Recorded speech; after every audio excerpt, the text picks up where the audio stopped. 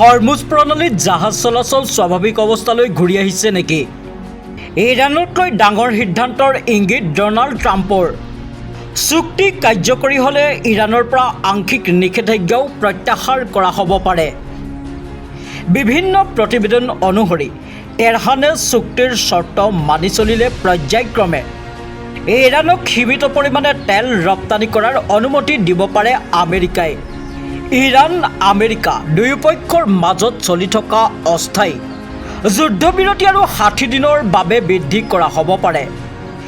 এনেদৰে আন্তঃৰাষ্ট্ৰীয় মহলত ব্যাপক চৰ্চা আৰম্ভ হৈছে।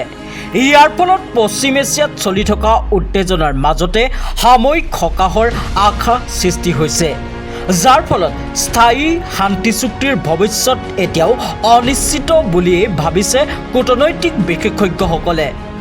জানিব পৰা মতে আমেৰিকাৰ ৰাষ্ট্ৰপতি ডনাল্ড ট্ৰাম্পে জনায় যে ইৰাণৰ বন্দৰসমূহৰ ওপৰৰ পৰা আমেৰিকাৰ নৌ অৱৰোধ প্ৰত্যাহাৰ কৰা হ'ব।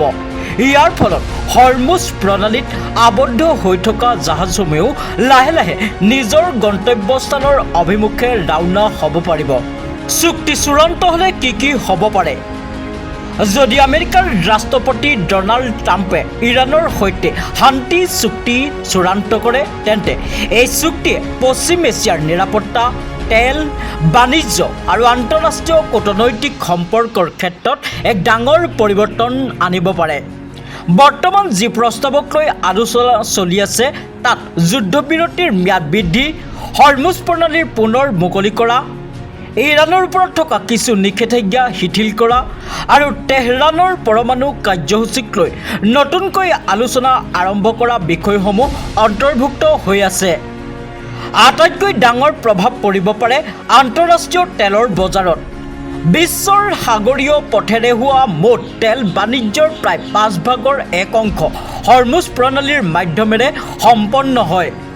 ফলত এই পথ সম্পূৰ্ণৰূপে মুকলি হ'লে তেল যোগানক লৈ থকা চিন্তা দূৰ হ'ব আৰু যুদ্ধসদৃশ পৰিস্থিতিৰ বাবে বৃদ্ধি পোৱা খাৰুৱা তেলৰ মূল্যও কিছু পৰিমাণে নিয়ন্ত্ৰণলৈ আহিব পাৰে।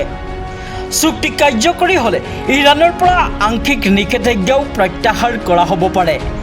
বিভিন্ন প্ৰতিবেদন অনুসৰি তেহৰানে চুক্তিৰ চৰ্ত মানি চলিলে পৰ্যায়ক্ৰমে ইৰাণক সীমিত পৰিমাণে তেল ৰপ্তানি কৰাৰ অনুমতি দিব পাৰে আমেৰিকাই।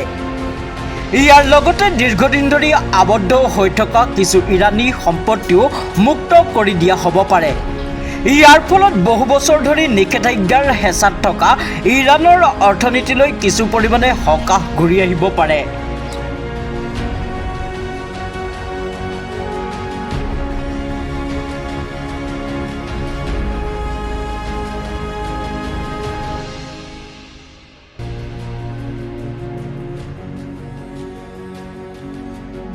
ইণ্টাৰনেশ্যনেল ডেস্ক, নিউজ এড আছাম।